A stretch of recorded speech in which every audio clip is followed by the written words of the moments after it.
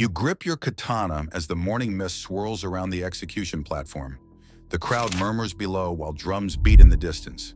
The sweet smell of temple incense mixes with something sharper: fear. Today, like many days before, you will end a life with one swift cut.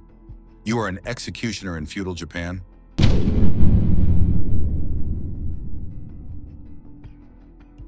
You never chose this life, it chose you. Born into the lowest rungs of the rigid social hierarchy, your family carried the hereditary burden of death. The Tokugawa shogunate's class system locked you into this role from birth. Your father was an executioner, his father before him, stretching back through generations of blood and steel. Perhaps your family descended from the ETA, the untouchables who handled tasks deemed spiritually polluting by Buddhist and Shinto beliefs. Death work, leather crafting, butchering, these occupations marked entire bloodlines as outcasts. Yet within this darkness, a twisted form of honor emerged. The daimyo needed men skilled in the swift, merciful art of ending life, and your ancestors answered that call. Your training began before you could properly hold a sword. At 7 years old, you watched your father practice his cuts on bundled straw, the whisper of steel through air becoming your lullaby. By 12, you understood that precision meant compassion. A clean cut spared suffering, while hesitation brought agony. The samurai might speak of Bushido, but you lived by a different code. Duty without glory, service without recognition. The irony was not lost on you. Society shunned your family, yet the same lords who turned away their faces in disgust depended on your skills to maintain order. Justice flowed through your blade, even as justice denied you a place among the respected. You became the shadow that enabled the light to shine, despised, necessary, and utterly alone.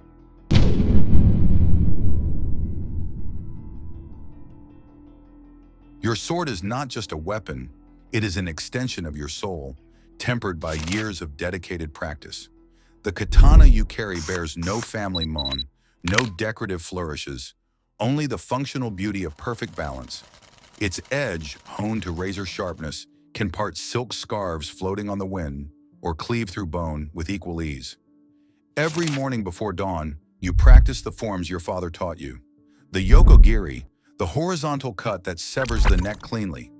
The movements must be fluid, economical, without the flashy techniques samurai display in their duels. Your sword work serves mercy, not spectacle. A trembling hand means prolonged suffering. A dull blade brings disgrace to your lineage. Beyond the physical training lies the spiritual preparation. Shinto purification rituals cleanse your spirit before each execution, though you know the stain never truly washes away.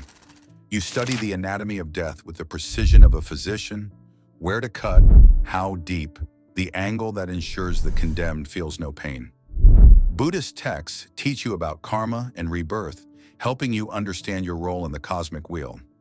Your tools extend beyond the sword. The execution platform, maintained to exact specifications. The white cloth that will catch the severed head. The ritual, salt for purification.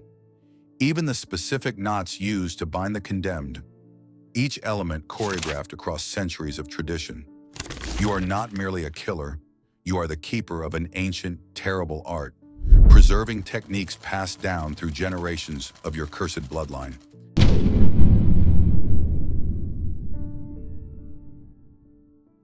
Most days, no one dies by your hand. Instead, you navigate a world that sees you as both essential and untouchable, living in the spaces between acceptance and revulsion. Your home sits apart from the main village, marked by subtle signs that warn others of your occupation. Children flee when they see you coming.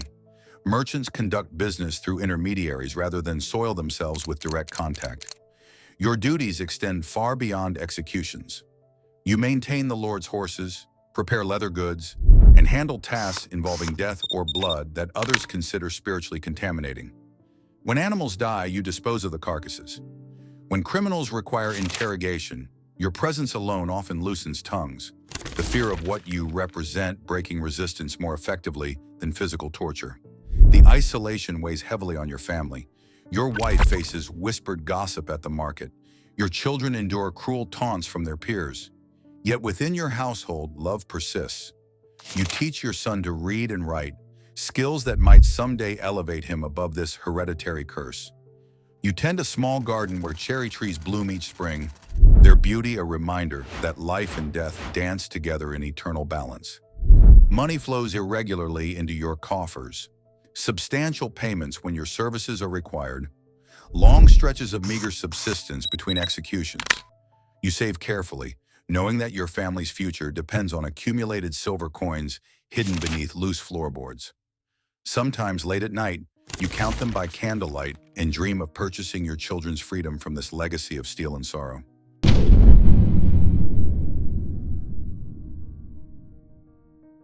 Before the blade falls, there are always the eyes. Some burn with defiance, others plead silently for mercy you cannot grant. You've ended the lives of samurai who died with dignity intact, their final poems whispered to the morning air. You've executed peasants who sob for their children, thieves who curse the heavens, and political prisoners whose only crime was loyalty to the wrong lord. Each condemned person carries a story that dies with them. The Ronin who killed a merchant in a drunken rage, weeping as he speaks of the family he'll never see again. The Christian convert who refuses to renounce his foreign faith, meeting death with strange prayers on his lips. The farmer's daughter who murdered her abusive husband, her hands still bearing the calluses of fieldwork as you bind them behind her back. You learn not to listen too closely to their final confessions, yet fragments pierce through your professional detachment like arrows finding gaps in armor. A mother's last words about her infant son, a young man's regret over a moment of foolish anger, an old woman's acceptance of karma, finally demanding payment for ancient sins. Some face death with remarkable courage, teaching you lessons about honor that no samurai code could convey. Others break completely, requiring gentle words and steady hands to guide them through their final moments. You become confessor, comforter, and executioner all at once. The last human connection they'll know before stepping into whatever lies beyond. The weight of their stories accumulates in your memory like sediment in a riverbed, each life adding another layer to the burden you carry. They were criminals, yes, but they were also human beings with hopes, fears, and loved ones who will mourn their passing.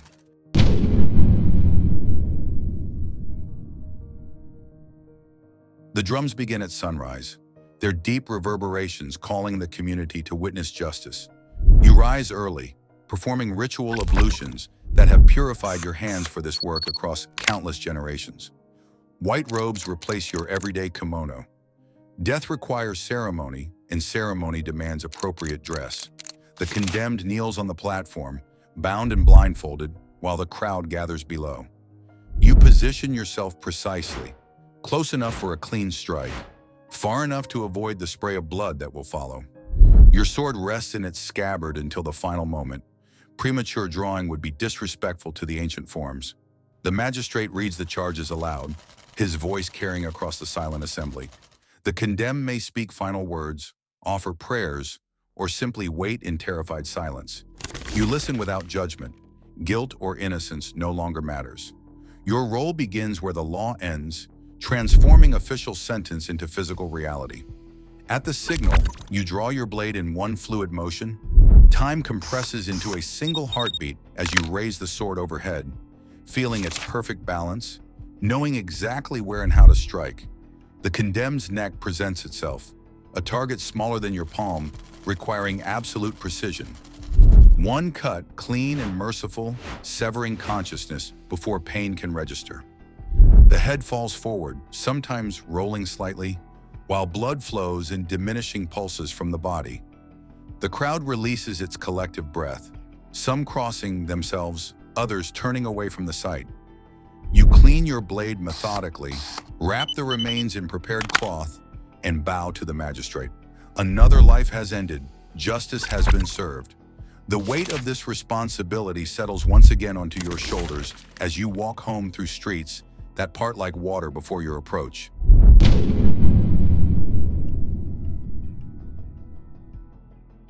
Each life you take leaves an invisible scar on your soul, accumulating like sediment in a riverbed until the weight threatens to drown you. Buddhism teaches that all killing creates negative karma, yet your duty demands that you kill in service of social order. This contradiction haunts your dreams and shadows your waking hours, with guilt that no amount of ritual purification can fully cleanse. You develop coping mechanisms across the years. Meditation helps quiet the voices of the dead that sometimes whisper in the darkness before dawn. Sack numbs the sharpest edges of memory. Though you drink carefully, a trembling hand on execution day would disgrace your lineage. Prayer beads click through your fingers as you recite sutras for the souls you've released, hoping to ease their passage into whatever lies beyond. The stigma extends beyond your immediate family to distant relatives who share your bloodline. Even your ancestors' graves receive fewer visitors, as if death itself were contagious across generations. You become intimate with loneliness in ways that ordinary people never experience, set apart not just by what you do, but by what you represent to a society that needs your services while despising your very existence. Yet within this spiritual exile, you discover unexpected moments of grace. Sometimes the condemned thank you for your skill, recognizing that your expertise spares them prolonged suffering. Buddhist monks, bound by compassion to minister to all beings, offer prayers for your tormented spirit. In these brief encounters, you glimpse the possibility that even darkness might serve some larger purpose. Even in darkness, honor sought a path to light, a principle that sustains you through the darkest periods when the weight of accumulated death threatens to crush your spirit entirely.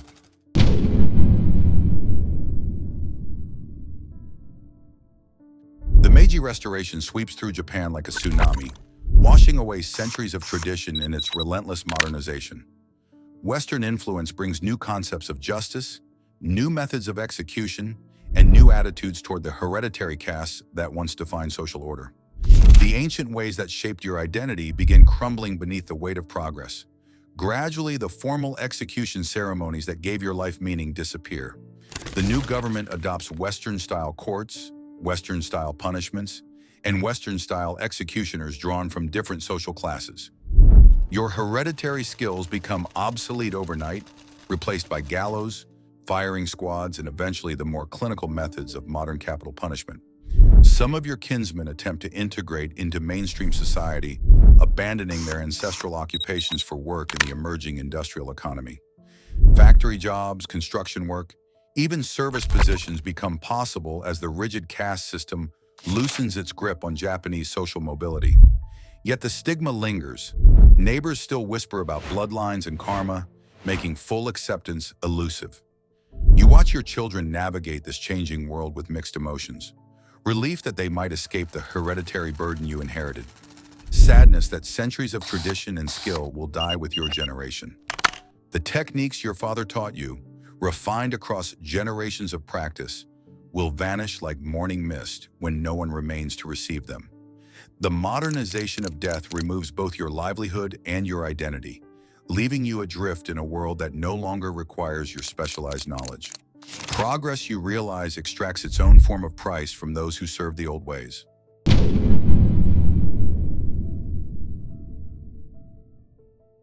Modern Japan remembers you through the distorted lens of popular culture, transforming your historical reality into romanticized fiction.